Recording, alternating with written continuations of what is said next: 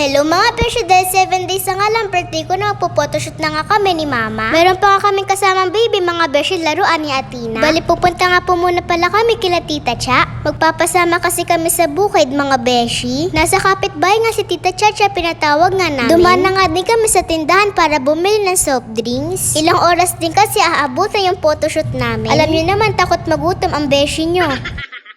Madami nga din pumupunta dito mga beshi, ang ganda din kasi ng view. Ang sarap nga din ng simoy ng hangin dito mga beshi. Shoutout nga po dito sa mga kaklase ni Ate Aya. Tinulungan na nga din po pala kami ni Tito Tin magbitbit ng mga gagamitin ko. Ito nga yung mga props na gagamitin ko mga beshi. Sinimulan na nga po pala akong make-upan ni Mama. Simple nga lang ang atake ko ngayon mga beshi. Ganda-ganda nga ang beshi nyo for today's video.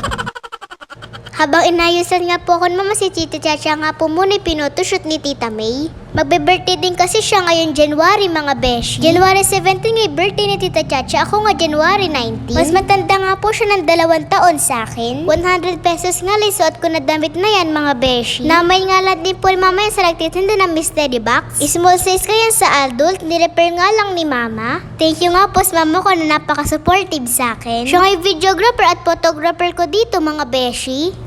Si Tita Mimi naman yung tagaturo ko anong post yung gagawin ko. Thank you po Tita May and Tito Dan. Ang bilis nga lang talaga ng panahon mga beshi, parang kailan lang. 1 year old ako. Tapos sa isang araw 10 years old na nga ako mga beshi. Bukas makalawa dalaga na ako mga beshi. After nga na isang shoot ko nagmerienda na nga kami. Tara, merienda po tayo mga beshi. Thank you po dahil sa masarap na pagkain. Binisa na nga ako ni Tita May na second outfit ko. Kuromi girl nga pala atake ko dito mga beshi. May mga magagalit na naman nga sa akin na sa kanila daw si Kuromi. Kahit sino naman nga pwede kay Kuromi mga beshi. Ito nga behind the scene ng photoshoot ko mga beshi. Kahit nga maaraw tuloy pa rin yung post ko dito. Gusto ko nga na magandang picture kaya tiis ganda talaga ako mga beshi. Sana all may ganda. Thank you nga din po kay Tita Chacha. At sa mga bumati sa akin kahit di ko pa birthday. Maraming salamat po sa inyo mga beshi ko. Ito nga'y huling shoot namin, ang gaganda nga ng kuha ni Mama. Gandang-ganda rin naman nga ako sa sarili ko mga beshi. O maglalabasan naman yung mga basher ko dyan na pangit daw ako.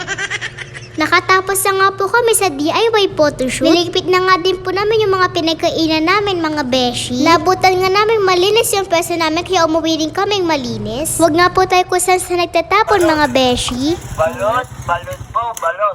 May narinig nga kami nagtitinda ng balot kaya lang bumili nga kami ni Tita Cha. Ang sarap nga nito dahil mainit bagong luto mga beshi. Hindi ko nga pala kinakain yung kite. Pinakagusto ko nga dito yung matigas yung bato. Yun lang, salamat sa panonood. Bye-bye mga beshi.